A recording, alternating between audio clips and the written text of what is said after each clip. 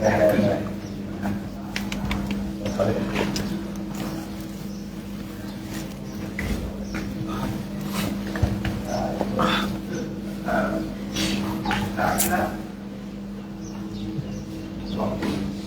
บ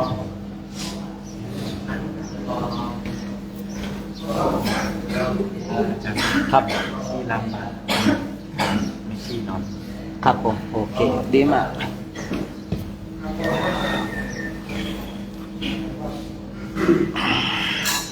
ก็ได้หลวงพ่ออันนี้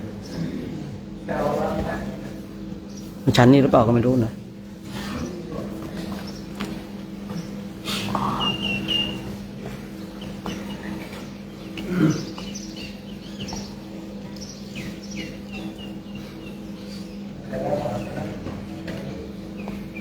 มาแล้วนะครับ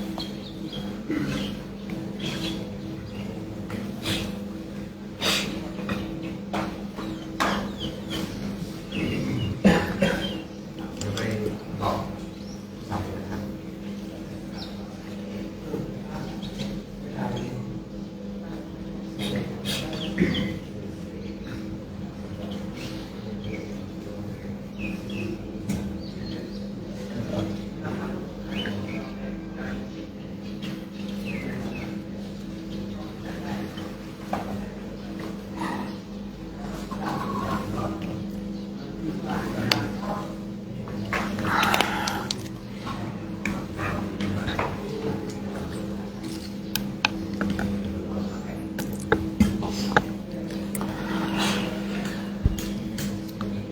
1 2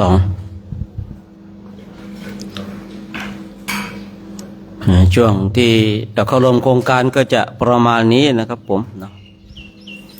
เราเป็นเพื่อนร่วมอุดมการณ์เดียวกันแล้วนะของเราท่านทั้งหลายนี่โชคดีคือนั่งเฉยๆเนาะพาเจ้าหน้าที่นี่ก็หลากหลายนะครับผมนะหลากหลายหลายอย่างไอเราเนี่ยมันพวกเทวดามีความสุขนะได้เวลาเขาก็เคาะระฆังให้ไปฉันไงนะได้เวลาเขาก็เคาะระฆังให้ทำวัดสวดมนต์ปลุกมาสร้างความดีเนี่ยเรามีหน้าที่นั่งเฉยๆแล้วก็ทำแล้วก็เดินเท่านั้นเองนัดนอกนั้นหน้าที่อื่นๆจะเป็นของพระเจ้าหน้าที่ไปเจ้าหน้าที่ก็จะทำงานหลากหลายนิดนึงทำงานหลายอย่างแบ่งหน้าที่กันไปนะบางรูปก็ทำงานไปบางรูปก็ทำหน้าที่กวนเข้าไปสีสันนะเป็นสีสันของสถานไม่ใช่สถานที่เป็นสีสันของกลุ่มนั้นๆนะเพราะว่ากลุ่มนั้นๆไม่ว่ากลุ่มไหนก็ตามคณะไหนก็ตามก็จะมีนะก็จะมีเนี่ยเช่นนี้ฉะนั้นเนี่ยเราเนี่ยเป็นเพื่อนร่วมอุดมการณ์เดียวกันทำวัดมาสวดมนต์มาทำวัดสวดมนต์มานั่งภาวนาหลับบ้างตื่นบ้างมาอยู่ด้วยกันอย่างที่เราท่านทั้งหลายทำกันอย่างเงี้ยนะได้เวลาแล้วก็มาสวดมนต์ไหว้พระกันได้เวลาแล้วก็มานั่งภาวนากันนั่งภาวนากันนอกนั้นก็เป็นหน้าที่เรื่องของหน้าที่ของทางพระเจ้าหน้าที่เนาะวันนี้กลุ่มหนึ่งเขาทำนะที่ล้างบาตรนู้นอยู่ตรงที่แม่ชีนอนทางนู้นนะเดินไปเดินนู้นนะครับนะทางแม่ชีนอนนะครับผมนะล้างบาตรนะใครอิ่มก่อนก็ลุกไปล้างบาตรให้เรียบร้อยนะแล้วกลุ่มหนึ่งก็ต้องเคลียร์ที่ล้างบาตรด้วยนะก็จะไปดูเศษอาหารเศษอะไรเคลียร์ให้เรียบร้อยคือจัดแล้วก็ต้องเคลียร์ด้วยนะแต่ทุกวันก็มาบอกกันด้วยว่ากลุ่มไหนที่ทำที่ล้างบาตรเนี่ยก็มาบอกว่าปีวันนี้อยู่ตรงโน้นตรงนี้เนี่ยนะอันนี้วันนี้กลุ่มหนึ่งมาเขามาบอกแล้วนะมาบอกว่าที่ล้างบาตรอยู่ตรงที่แม่ชีนอนนะผมก็ยังไม่เห็นนะครับแต่ก็พอที่จะเห็นแม่ชีนอนกันอยู่นะแต่ไม่ได้ไปแอบดูแม่ชีนะได้ข่าวว่าแอบดูแม่ชีนอนอีกนะไม่ใช่นะคือมันจำเป็นต้องเห็นนะเนาะมันจำเป็นต้องเห็นฉะนั้นก็ทุกๆครั้งเนาะ ที่เรากลับมาจากบิณฑบาตหรือว่าก่อนหน้านั้นก็ได้เนาะก็จัดที่ล้างบาตรที่เรียบร้อยดูภาชนะดูน้ำยานะแต่น้ำยาหมดก็บอกภาเจ้าหน้าที่นะภาเจ้าหน้าที่เขาก็จะได้ไปจัดมาให้เนาะคือต้องบอกก่อนล่วงหน้านะไม่ใช่บอกปุ๊บมันจะหาซื้อได้ปั๊บเลยนะบางทีมันมีเหตุจำเป็นบางอย่างนั้นฉะนั้นก็ประมาณนี้เนาะช่วงที่เราเข้ามาในโครงการจาริกธรรมกิจกรรมของเราก็จะประมาณเนี้ยนะทำวัดเช้าวัดสายนี่ก็แล้วแต่สถานการณ์ในแต่ละวันเพราะว่าเวลาเรามีขีดจำกัดเนาะเราจะต้องรีบฉันแล้วก็ต้องรีบเดินเพราะว่าอะไรอย่าลืมฉันเนี่ยถ้าเธอลืมฉันแล้วเธอจะหิวนะหลวงพี่แม่ได้ยินเรียกหลวงพี่นี่นะขนตุกลุกเลยนะหลวงพี่อย่าลืมฉันนะแม่เข้าไปส่งกระจกเลยเนาะสงสัยจะหลอกไว้เราเนี่ยนะหลวงพี่อย่าลืมฉันนะแม่สงสัยแอบชอบเราอะเนาะที่ไหนได้เขาบอกนะหนึ่งเขาเป็นห่วงเราสองเขากำลังด่าเราหนึ่งเขาเป็นห่วงอะไรล่ะคือเขาเป็นห่วงเราว่าเราจะไม่ได้ฉันข้าวเขาเลยว่าหลวงพี่อย่าลืมฉันนะแต่อีกคำหนึ่งนะสองคือเขากำลังด่าเราอะนายฉันนะเป็นยังไงอะเห็นว่าหัวดื้อคุณเนี่ยได้ยินผู้หญิงเรียกสาวๆเรียกเนี่ยหลวงพี่อย่าลืมฉันนะคุณต้องตีไปสองในนะอย่าไปหลงตัวเองว่าเขารักคุณหลงคุณนะหลวงพี่แม่ได้ยินครั้งแรกเนี่ยคนตุดลุกเลยผมอะนะ คนตุดลุกเลยส่งกระจกเลยนะเป็นมาก่อนไงนะเดินไปเดินมาอ่านเรื่องนายฉันนะหลวงพี่อย่าลืมฉันนะโอ้ยเขากำลังด่าเราเป็นพระหัวดื้อแม่ใครโดนโยมเรียกเลยต้องดูให้ดีนะเขากำลังด่าเราหรือเขากำลังเป็นห่วงเรานะแต่เพราะนายชนะเป็นอะไรนายชนะเนี่ยเป็นพระหัวดื้อถูกพรหมทัณฑ์พระเจ้าปรินิพพานแล้วเจ้าให้พระอานนท์เนี่ยอานนท์เนี่ยพระชนะนั้นมีความประสงค์จะทำอย่างไรเธอปล่อยเขาไม่ต้องไปยุ่งไม่ต้องไปบอกไม่ต้องไปสอนประกาศให้สงฆ์รับทราบให้ทั่วกันเนี่ยพระเจ้านิพพานแล้วปรินิพพานแล้วพระอานนท์ก็เลยจัดการเรื่องนี้พระชนะนั้นก่อนหน้านั้นถือทิฏฐิมานะว่าอยู่ใกล้พระพุทธเจ้าในข่าวที่ตนเองพระพุทธเจ้าเป็นเจ้าชายสิทธัตถะนี่ไปไหนเนาะก็เป็นสาชาติด้วยเนาะสาชาติด้วยก็เลยมีทิฏฐิมีมานะคนที่อยู่แบบคนที่อยู่ใกล้ผู้มียศมีตำแหน่งคือถ้าได้ดีก็ดีเลยนะเสียก็เสียเลยหรือว่าคนที่อยู่ใกล้ครูบาอาจารย์คนอยู่ใกล้ครูบาอาจารย์เนี่ยคือดีก็ดีเลยเสียก็เสียเลยเช่นคนอยู่ใกล้ครูบาอาจารย์ดีอย่างไรบางทีได้รับคำสั่งสอนของครูบาอาจารย์แต่ถ้าเสียก็เสียเลยอะไรบางทีอยู่ใกล้ครูบาอาจารย์มีทิฏฐิมีมานะมีอัตตาตัวตนอยู่ใกล้อาจารย์นี่บางทีนะผมเคยได้ยินบ่อยๆนะครูอาจารย์ไม่ได้พูดเลยนะแต่คนลูกศิษย์มาพูดแทนอาจารย์ว่าอย่างนั้นนะถามอาจารย์ไม่ได้ว่าเลยอย่างเงี้ยนะคือคนที่อยู่ใกล้ครูบาอาจารย์เนี่ยบางทีได้ดีก็ได้ดีเลยนะเสียก็เสียเลยได้ก็ได้ดีเลยนะมีธรรมเป็นเครื่องคุ้มครองมีธรรมเป็นเครื่องอยู่คราวนี้นายชนะเองเนี่ยพระชนะเองเนี่ยถือทิฏฐิมานะว่าอยู่ใกล้เจ้าชายสิทธัตถะในข่าวที่ยังเป็นพระโพธิสัตว์ยังไม่ได้ออกบวชนะเมื่อออกบวชแล้วก็ถือทิฏฐิ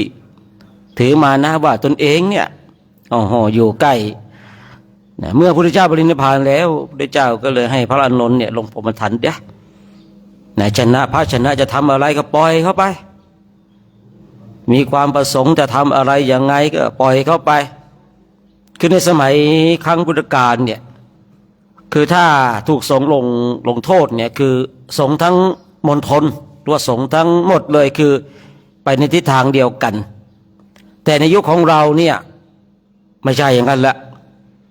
ไม่ใช่อย่างนั้นแหละถูกบางคนเนี่ยถูกสงฆ์ลงโทษแล้วเนี่ยกลับไปอยู่กับอีกสงฆ์อีกกลุ่มหนึ่งเนี่ยคือก็เลยทำให้พระบางรูปไม่เข้าใจแล้วก็เป็นการหลายๆอย่างเนาะหลายๆอย่างบางอย่างพูดไปออกไปไม่ได้นะฉะนั้นเราท่านทั้งหลายนี่พอได้ยินเขาเรียกว่าหลวงพี่อย่าลืมฉันนะหนึ่งเขากำลังเป็นห่วงเราสองเขากำลังด่าเราแล้ววันใดวันหนึ่งออกรับบิณฑบาตเขาถวายวงซักฟอกเขาถวายน้ำยาปรับผ้านุ่มน้ำยาซักผ้าเนี่ยเพื่อนของเราไปบิณฑบาตได้อย่างอื่นเนี่ยนะคุณอย่าไปคิดอย่าไปหลงว่าเขาศรัทธาคุณนะเขากำลังใช้คุณไปซักจีวรคุณเหม็นแล้วไม่ใช่ว่าโอ้โหโยมเนี่ยทุกครั้งเนี่ยเห็นคนอื่นใส่คนอื่นใส่แต่ข้าวกับข้าวไอ้เราเนี่ยใส่น้ำยาปรับผ้านุ่มน้ำยาซักผ้าอย่างดีเลยโอ้โหใส่โยมศรัทธาเราแล้วปกติเนี่ยทุกคนจะมีความหลงตัวเองที่เป็นเช่นนี้ไม่ใช่ขายแล้วผมเองแหละครับผมได้น้ำยาซักผ้านุ่มมาแล้วน้ำยาซักผ้ามาแล้วก็ซักแล้วเรากลิ่นมันหอมเราคิดว่าเขาศรัทธาที่ไหนได้เขากำลังให้เราไปซักจีวร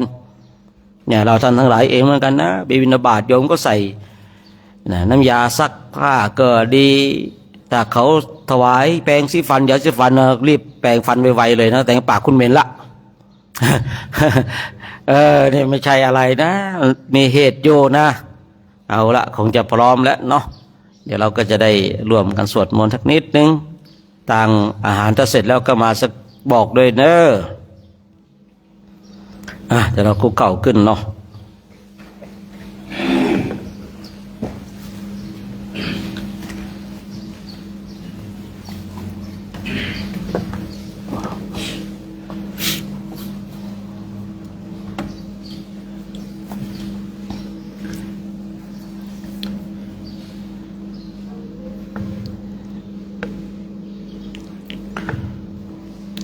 ต่อไปจะได้กราบพระพร้อม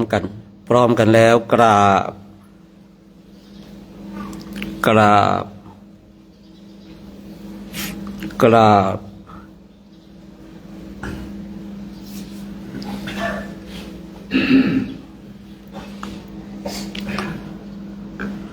โย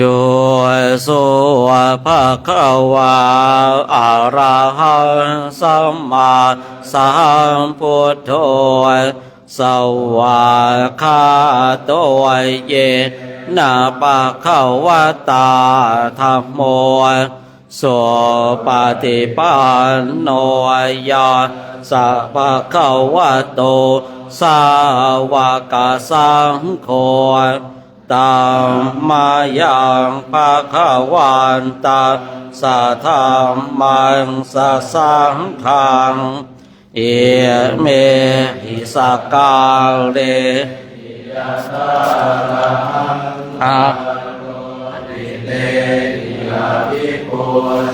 ยามาสาธุโนพันเตภะคะวะสุจิระปารินิพุตโตปิมาชนะตานุกัปปมานาสาเอียเมสกาเรทุกขตาปัญหากาละพุเตปฏิคันหาตุอัมหากังทิการตังหิตายะสุขายะสัมมาสัมพุทโธภะคะวาพุทธังภะคะวันตังอะภิวาเทมิสวากขาโตภะคะวะตาธัมโม ธัมมังนามาสามิ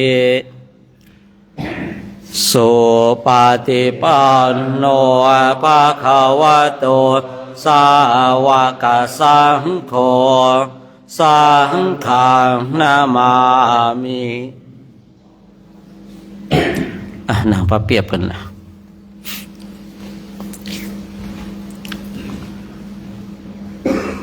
นะโมตัสสะภะคะวะโตอะระหะโตสัมมาสัมพุทธัสสะนะโมตัสสะภะคะวะโตอะระหะโตสัมมาสัมพุทธัสสะนะโมตัสสะภะคะวะโตอะระหะโตสัมมาสัมพุทธัสสะอิติปิโสภะคะวะอะระหังสัมมาสัมพุทโธเวชชาจารณะสัพปันโนสุขโตโลกาวิโตอนุตตโรปุริสัทธามาสารติสัทธาเทวมโน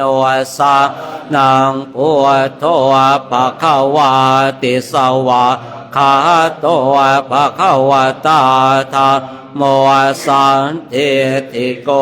อากาลิโกเอหิปัสสิโกโอปานายิโกปัจจตังเวทิตาโพเวโยหิติสุปฏิปันโนภะคะวะโตสาวกสังโฆอุจปฏิปันโนภะคะวะโตสาวกสังโฆยะปฏิปันโนภะคะวะโตสาวกสังโฆสามีจิปฏิปันโนภะคะวะโตสาวกสังโฆทังจัตตาริปุริสายุคานิอาทาปุริสาปุคลาเอสะภะคะวะโตสา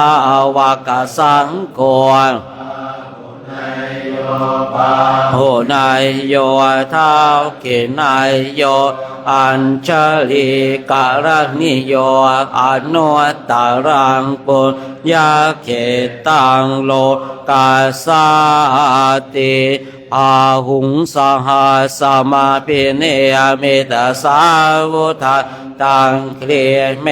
ฆาลาอุทิตาโครัตเสนามาลังทิฏฐามาเวทินาชิตาวามุนินโตตาเตจะสาภวตุเตมังคลานิลาติเลกามาปิโยติตาสะภราติงโกลัมปานาลาวะกามตาจยาขังดาเวทินาชิตาวามุนินโตตันเตจะสาภวตุเตชัยมาคลานิราคิเรงขจาวรังอติมาตาโพตังทาวาจิจากามสเนียวสุธารุนันตังจิตตวะมุนินโตตันเตจะสาภวตุเตชัยมาคารานิเขตขาดขมติหาตสุธารุนันตังทาวันติโยชนะปะทังกุลิมาละวันตังเอเทปิสังคตมโนมุนินโตตันเตจะสาภวตุเตชัยมาการานิอิวากาปินิยาจินจายตัวทวจนะชนะกายมาเชสะเต เตนะโสมาวิธินาชิตวะมุนินโทตันเตชะสาปวัตตุเตชัยมังคารานิจังเวหายมติสาจักวะทะเกตวงวาทาพิโลปิตมดาอติอันตะปุตังปะยาปะเทียมุนินโทตันเตชะสาภวัตุเตชัยมาคารานิโทปานันตาปูจคังวิปุตตะมาเหเตโปเตนะเตระปุจเขนะธรรมาปยัตโตเอโตปัเทมุนินโทตันเตชะสาภวัตุเตชัยมาคารานิคาหาเทติปุจเกนะสัทธาทาหาทังปรามังเวโสเทโชติเมติปากาพิธานาญาณคเทนะวิธินาชิตวะมุนินโทตันเตชะสาภวัตุเตชัยมังคาลานิปิปุตตะชัยมังคาลาอาตคาทายโยวะจะโนมาทานเดียหิตวานะเนกาวิวิธาทิจุปาตวานิโมขังสุขังอธิคามยานาโรสปัญโยมหาการุณิโกนาโทอิตายะสะปะปานินางปารมีสัพพะปะตัวสัมโพธิโมตตมังเตนะสัตวาเชนะหัวตุเตชัยมังคารังชัยยันตัว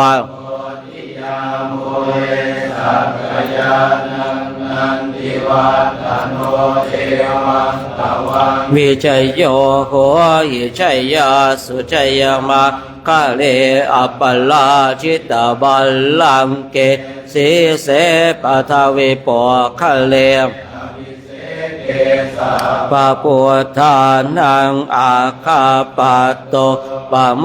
ทติสุนัขขัตตาสุมังคลังสุปะภาตาสุโหติตาสุขันโนสุโมโหโตสุเยกทังพรามจาริสุปทาขินังกา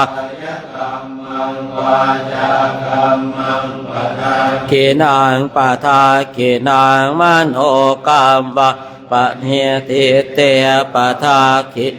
ปทาขินานิกาตวาทรพันตาเท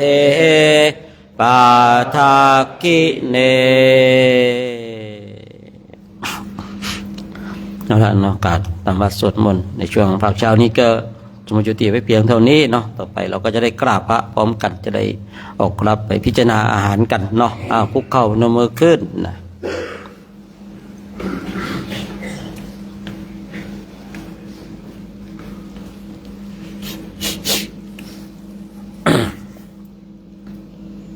อะระหังสัมมา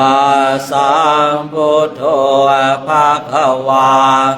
พุทธังภะคะวันตังอภิวาเทมิสวากขาโตภะคะวะตาธัมโมธัมมังนามัสสามิสุปฏิปันโนภะคะวะโตสาวกสังโฆสังฆังนามามิครับผมนิมนต์เตรียมบาตรกันนะวันนี้กลุ่มไหนกับกลุ่มไหนนี่กลุ่ม3-4ขึ้นหน้าเนาะ1-2ตามหลังนะ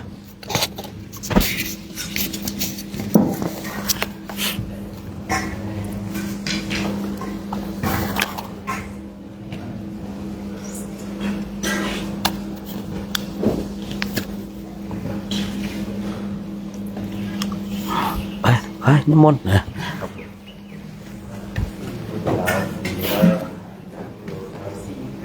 นะญาติโยมที่ชมและสดอยู่เนาะช่วงออกจาริกนี่ก็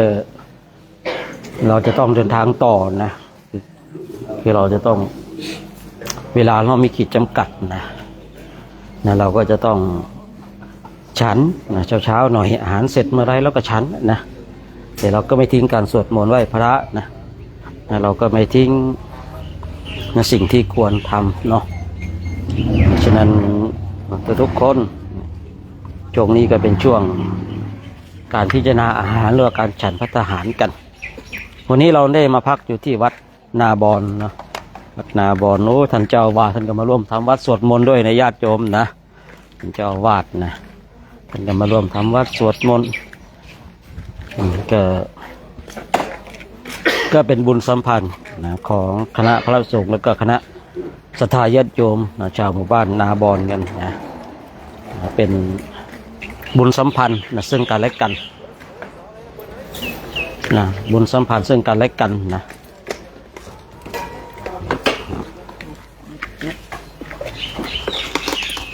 อ้าวเปิดฝาบาทเปิดฝาหม้อกันเลย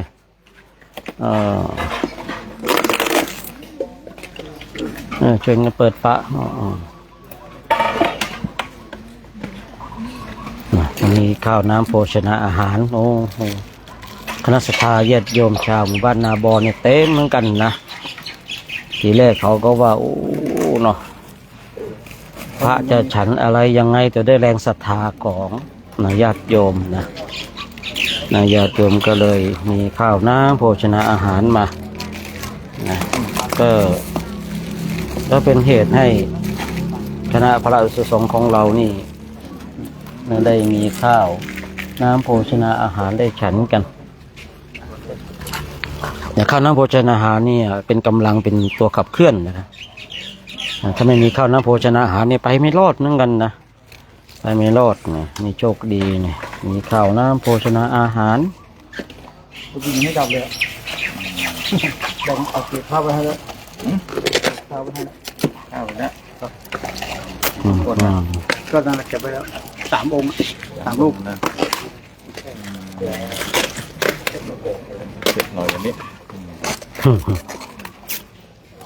คณะศรัทธาญาติโยมที่ชมในไลฟ์สดอยู่ก็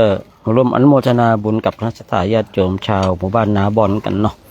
คณะศรัทธาของวัดนะทุกคนทุกท่านได้ร่วมสร้างบุญสร้างบารมีกันก็บุญมาถึงแล้วนะบุญมาถึงแล้วบารมีมาถึงแล้วนะเป็นเหตุให้พระเราเนาะได้มีกำลังในการขับเคลื่อนในการออกจาริกธุดงค์กันนะเพราะว่าถ้า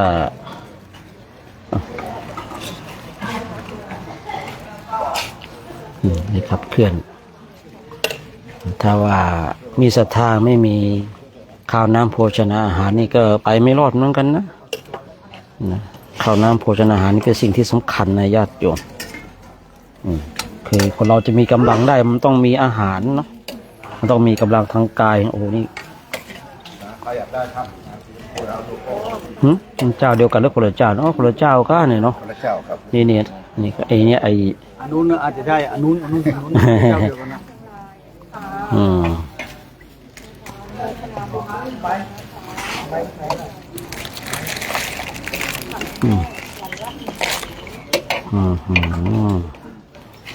เป็นเจ้าเราโชคดี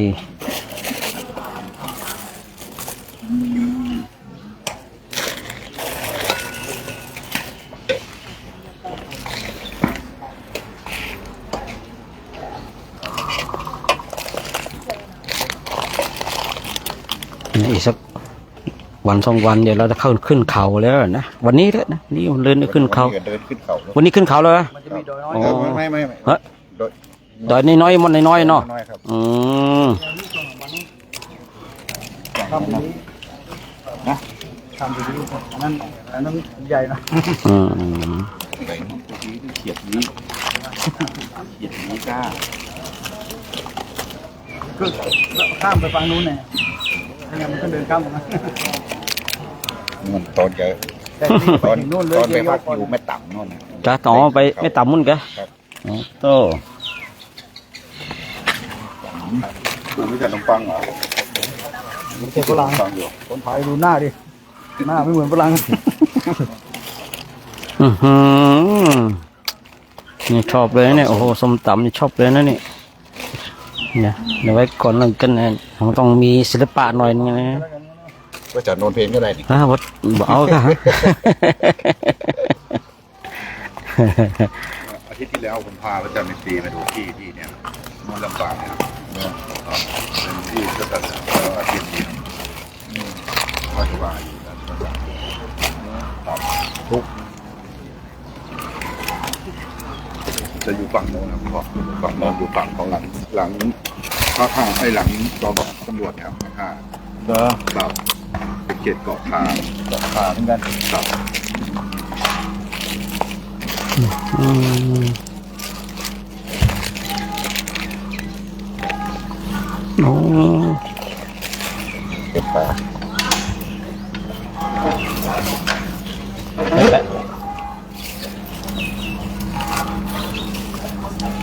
มีโปรตีน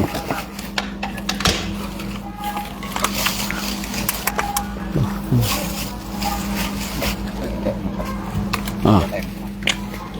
ครับแค่นี้ อย่างนี้เอามะละกออีกนิดโอเคอ่ะ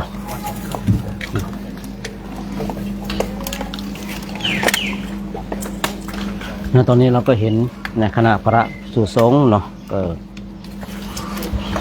มาพิจารณาอาหารกันนะพิจารณาอาหารก็เลือกดูกันตามที่ท่านต้องการนะท่านก็พิจารณาดูว่าอ๋ออะไรที่ฉันได้ไม่ได้เนาะท่านก็เอาสิ่งที่ฉันได้นะที่ไม่แสดงต่อโลกเนี่ยฉันได้คือไม่แสดงต่อโลกนะแล้วก็เป็น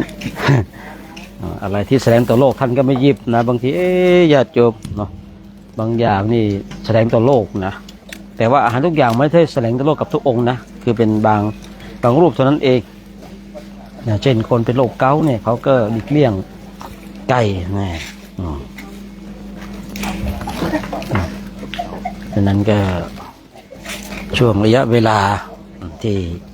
คณะพระจาริกธุดงค์ได้ออกจากธุดงค์กันนี่ก็ก็เป็นบุญสะพานของคณะสัตยาติโยมตามหมู่บ้านต่างๆเนาะที่ได้ถวายการต้อนรับพระสุสงฆ์นี่ก็เป็นความโชคดีของคณะพระสุสงฆ์กันที่มีคณะสัตยาติโยมเนาะให้การต้อนรับนี่ก็ญาติโยมก็จะเห็นภาพพระกำลังออกพิจารณาอาหารกันแต่เกิดคือช่วงนี้ก็ช่วงใจเย็นๆนะเนาะช่วงใจเย็นๆช่วงสบายๆเพราะว่าต้องให้โอกาสท่านได้ดูสักนิดนึงนะว่าท่านจะพิจารณาอาหารอะไรยังไงเนี่ยนะ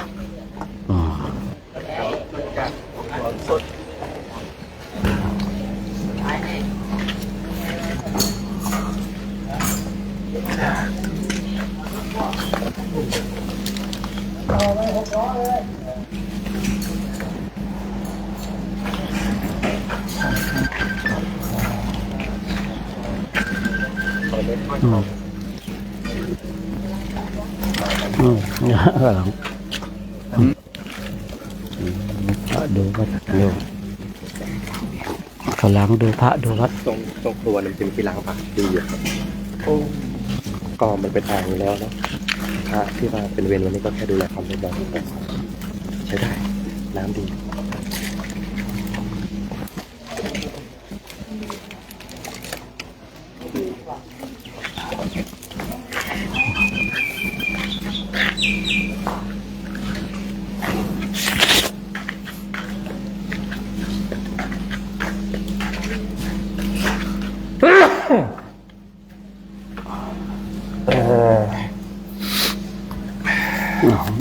ทำไมมา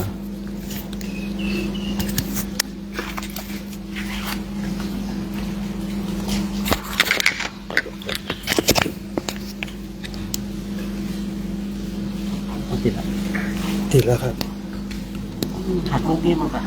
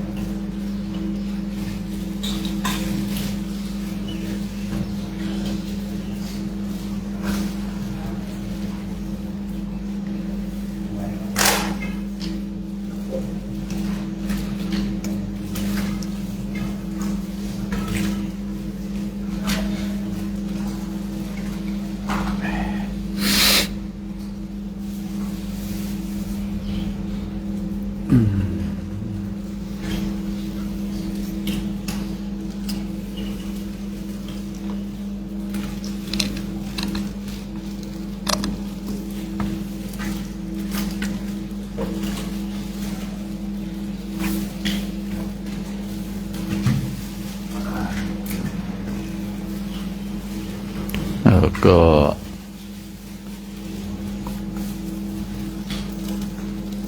อนุโมทนากับศรัทธาญาติโยมเจ้าท่านเจ้าวาดด้วยศรัทธาญาติโยมบ้านนาบอนหรือว่าแสดงเมื่อก่อนมีบ่อนเยอะเป็นที่ลุ่มอุดมสมบูรณ์เนาะ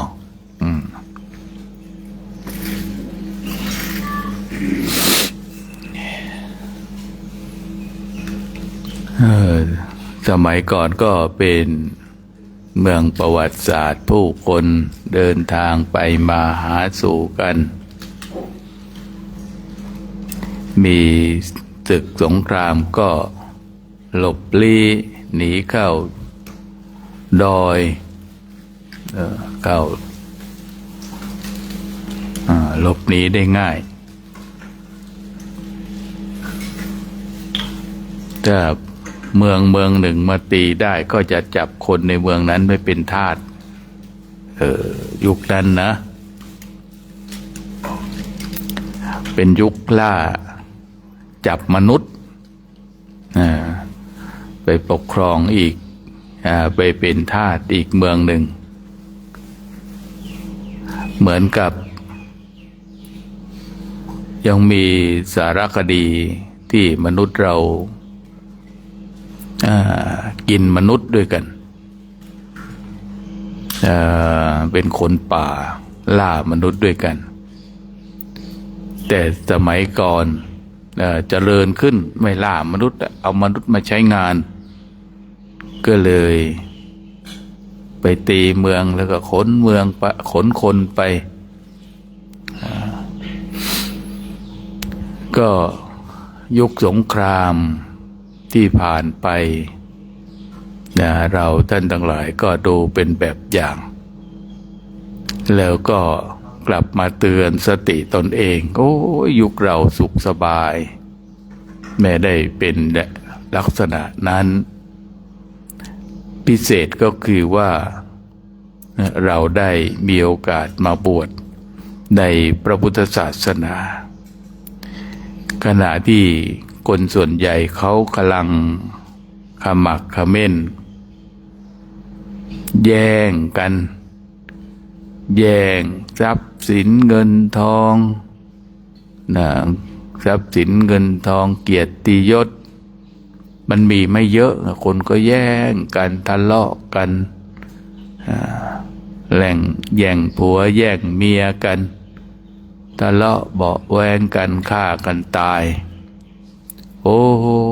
นี่เนาะเราโชคดีท่านนะผมว่าเราโชคดีไม่โชคดีไงมันได้มาบวชได้มา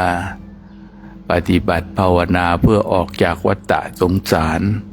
เพื่อออกจากโลกแห่งความวุ่นวายเนี่ยออกไปพระพุทธเจ้าของเรานี่เป็นต้นแบบของการออกจากทุกข์คนอินเดียโบราณเนี่ยที่มีนักบวชเยอะที่สุดในโลกจนถึงปัจจุบันจุดประสงค์ก็คือต้องการออกจากทุกข์นะแต่การออกจากทุกข์ก็คือการทรมานวิธีการ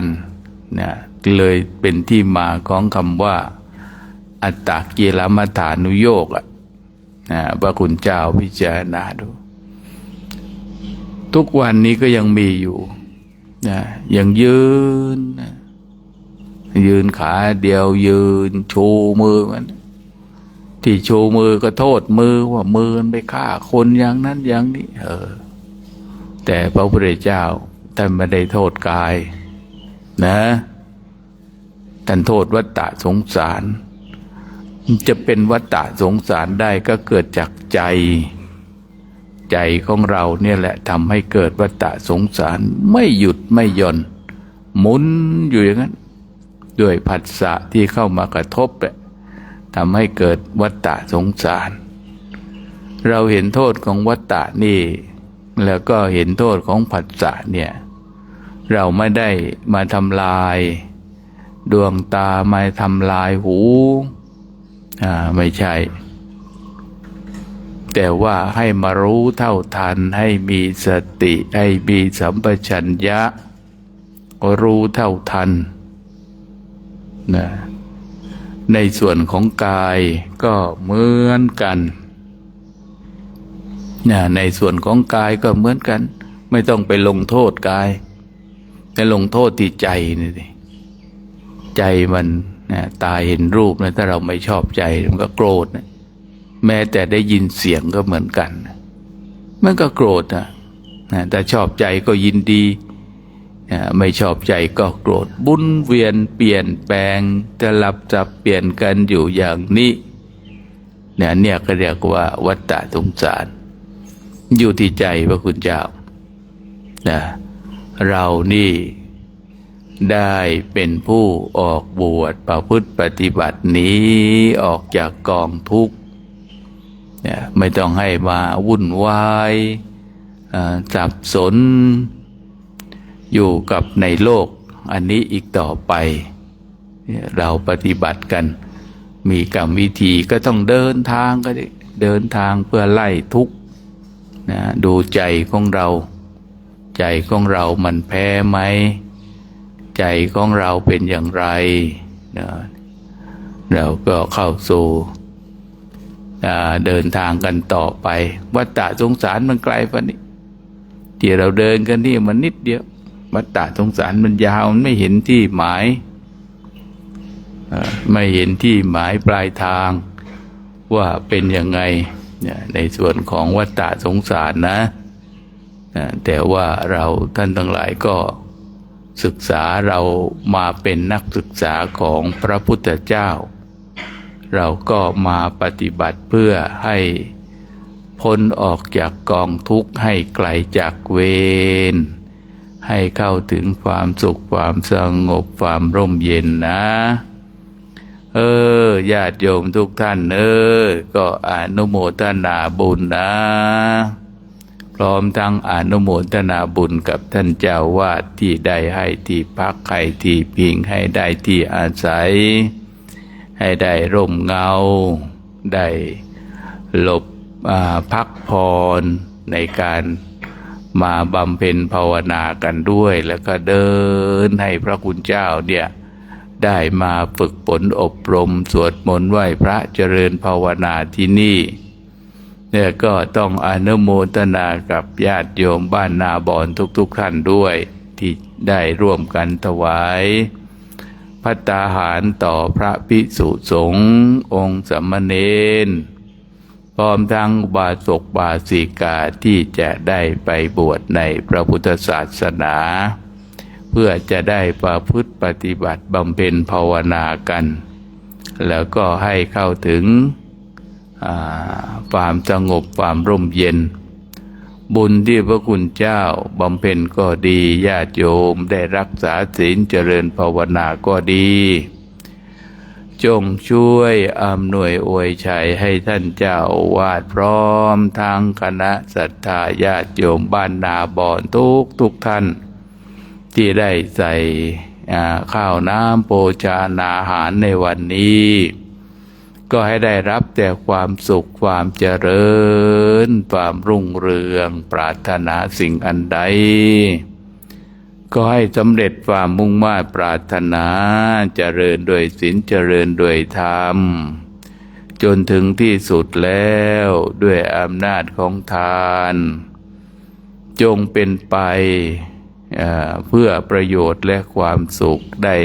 เข้าถึงฝั่งของพระนิพพานด้วยเถิด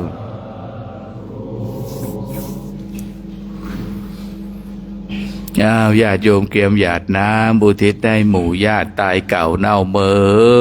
นด้วยเนอยะถาวาริวาหาปุราปริปุเรนติสาคารังเอวเมวะอิโตตินังเปตานังอุปกปปติอิจิตังปฏิตังตุมหังคิปะเมวะสมิจตุสัพเบปุเรนตุสังกปปาจันโทปนรสโสยถามณิโจติระโสยถา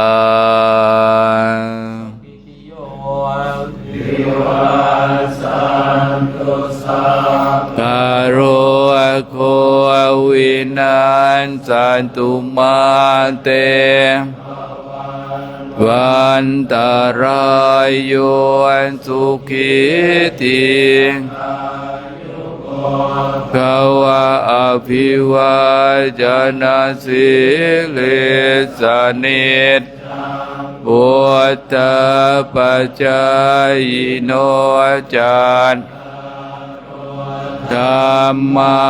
วันทันติอายุวันโนสุขังพลังสัพพพุทธานุภานาสัมปธรรมานุภานาสัพพสังฆานุภา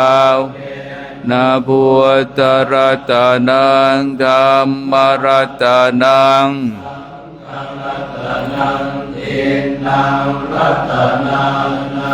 อานุภาเวนะจตุราสีติสหันนุภาเว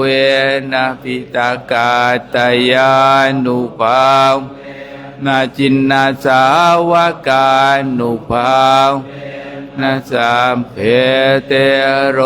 คาสามเพปยาสามเพเตสามเพเตอุปาทวาสามเพทุนนิมิตตาสามเพอวมังกาลาวินาสันตุอายุวัต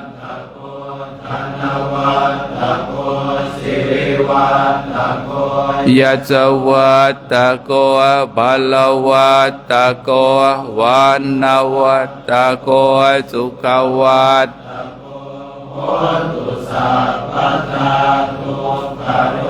กัพยาเวราโสกัสสะสุสุปัตตวา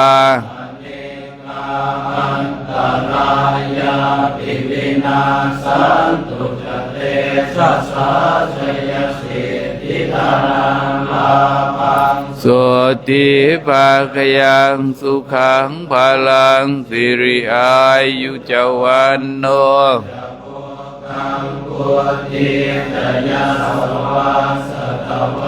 สัจจะอายุจะชีวสิทธิภวันตุเตภวตุสัพพมังดุสัพพเทวตาสัพนัสสัทธาโสติภวันตุเตภวตุสัพพมัง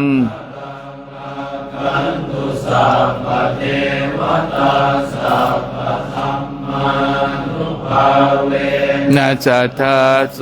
ติภวันตุเตภวตุสัพพมัง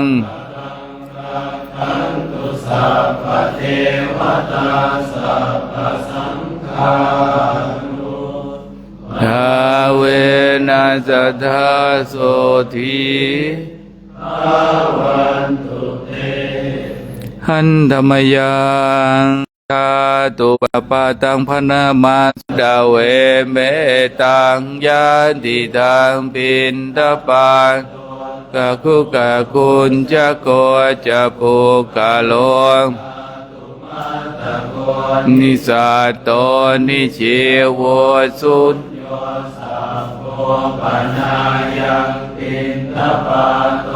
อาทิคุชนิโยอิมังโปติกายัง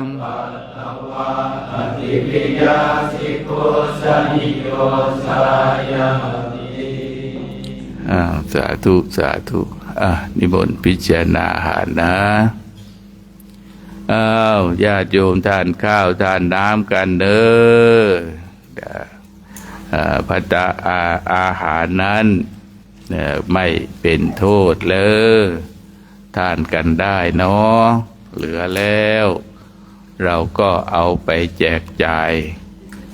ให้กับที่เป็นประโยชน์นะพระคุณเจ้าทั้งเจ้าวาดญาติโยมก็ได้บุญ3 ต่อนะ2 ต่อ 3 ต่อได้กันไปเนาะเราเป็นผู้นำไปเราก็ได้ด้วยเนาะก็ขออนุโมทนาเนอะ